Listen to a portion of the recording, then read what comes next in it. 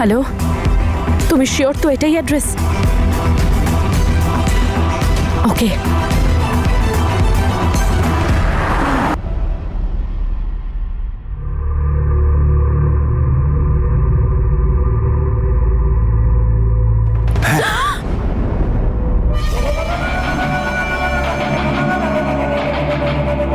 টাকা কোথায়?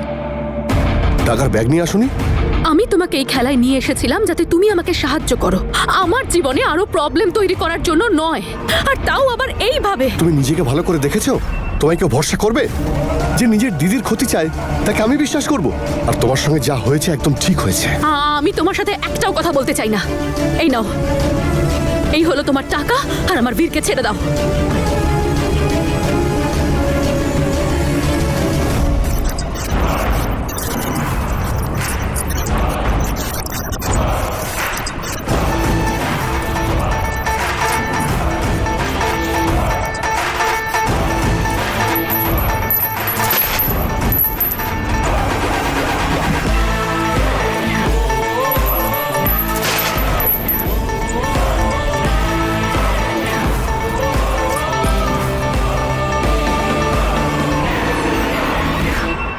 আরে জাসমিন, তুমি তো দেখছি সত্যি আমার মাথাটা খারাপ করে দেবে। কি করেছো এটা? ক্যাশ কোথায়? যশ, এত ক্যাশ আমি কোথা থেকে নিয়ে আসবো? আমার কথাটা বোঝার চেষ্টা করো, এত ক্যাশ বাড়িতে কারোর কাছে থাকে না। দেখো, অনেক হয়েছে। তুমি একটা কাজ করো, তুমি এক্ষুনি তনুকে ফোন করো। তনুকে বলো তাড়াতাড়ি এখানে আসতে, আর টাকা দিয়ে ও যেন বীরকে এখান থেকে ছাড়িয়ে নিয়ে যায়। ওকে এক্ষুনি ফোন করো তুমি। প্লিজ, তনুকে কেন ফোন ফোন করো। করতে হবে?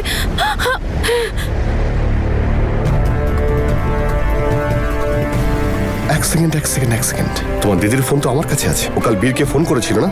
নাম্বারটা নাও। 98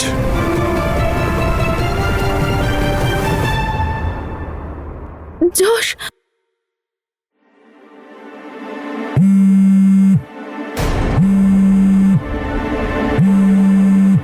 হ্যালো।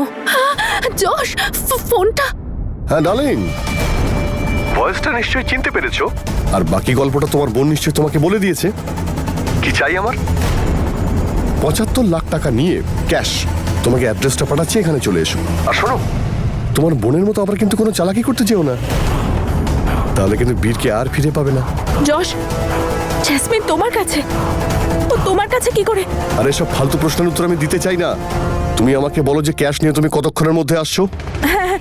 আমি এক্ষুনি পৌঁছে যাচ্ছি। তুমি অ্যাড্রেসটা বলো প্লিজ।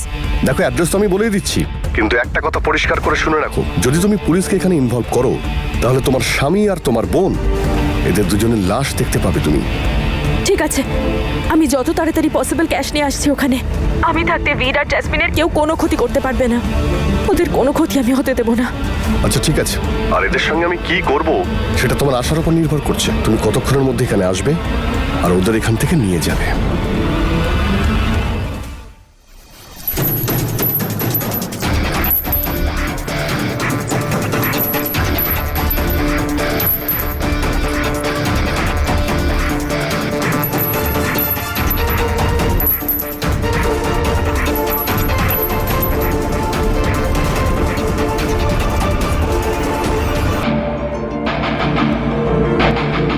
তোমাকে আর বীরকে কি করব আমি সেটাই ভাবছি।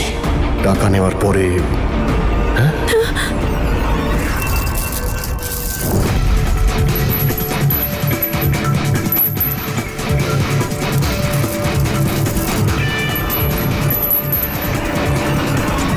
নিজেকে বেশি চালাক মনে করো না তুমি? বাঁচাও, হেল্প! ছাড়ো আমাকে যশ, ছাড়ো আমাকে যশ, প্লিজ ছাড়ো। বীর, আরে বীর, আরে বীর, কোথায় গেলি তুই?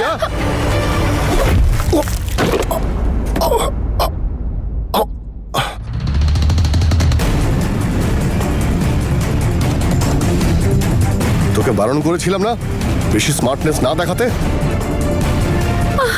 যদি আর একটু তুই নড়িস বীর, তাহলে তোকে শেষ করে ফেলবো। প্লিজ প্লিজ প্লিজ, এত সরো। ওকে গুলি করে দেবো। জশ জশ দাঁড়া, দেখ তোর সব প্রবলেম আমার সাথে। মারতে হলে আমাকে মার, জাসমিনকে ছেড়ে দে। ও, জাসমিনকে ছেড়ে দেবো? এত ভালোবাসিস ওকে? তুই জানিস ওর আসল রূপ?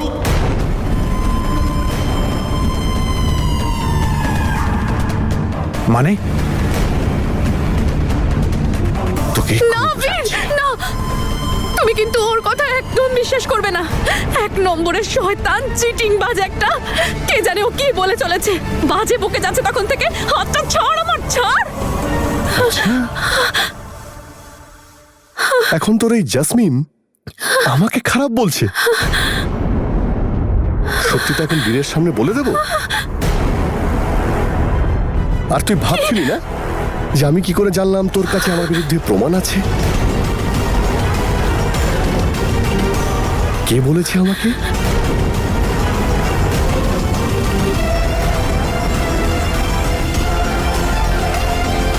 তো আমাকে বলেছিল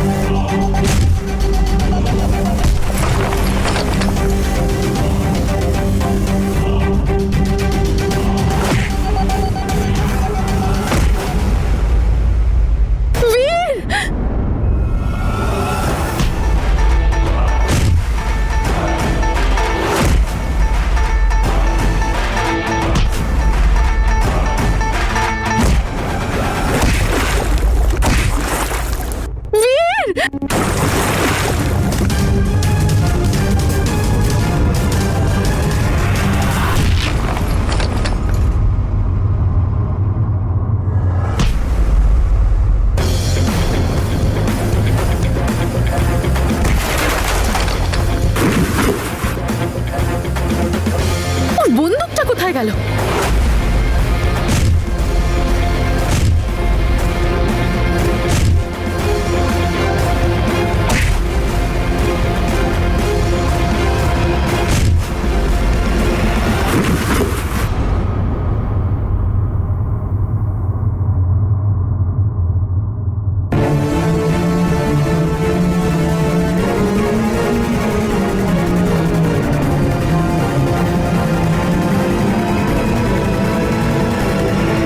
ওই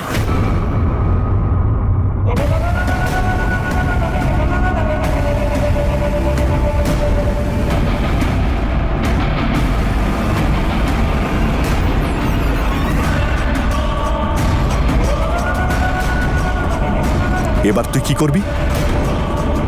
তুই মরবি তোর এই প্রেমিকার সঙ্গে, মিস্টার বীর সিং।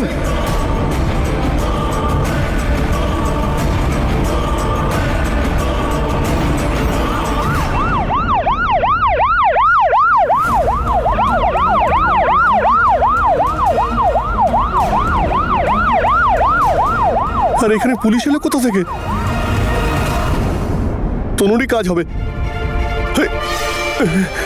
আরে ইন্সপেক্টর, ওকে! আরে আমাকে ধরছেন কেন? ওকে ধরুন, ভুল লোককে ধরছেন। এই বীর আমাকে খুব মেরেছে। আপনি আসার আগে এই বীর আমাকে খুব মেরেছে। আমি আপনাকে গতবারও বলেছিলাম এটা আমার স্ত্রী, আর ওর সঙ্গে ওর এক্সট্রা ম্যারিটাল অ্যাফেয়ার রয়েছে, আর এটা হলো ওর বয়ফ্রেন্ড।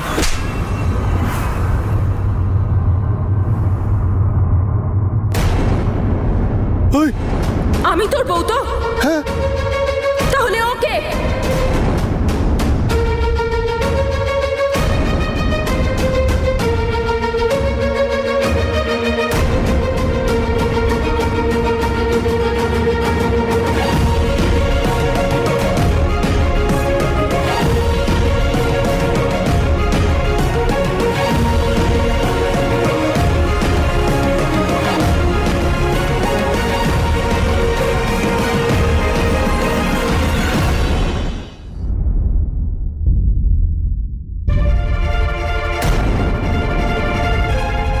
ঘোর কেটে গেল।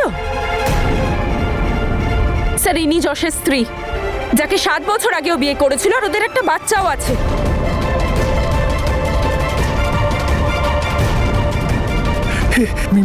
মিথ্যে। ওরা ছোটবেলার বন্ধু, ওরা আমার বিরুদ্ধে কোনো প্ল্যান করেছে। আমার কথা শুনুন, আমি আপনাকে আগের বারও বলেছিলাম আমি ওকে চিনি না। এই মেয়েটা কে? আমি সত্যি ওকে চিনি না, মিথ্যে বলছে।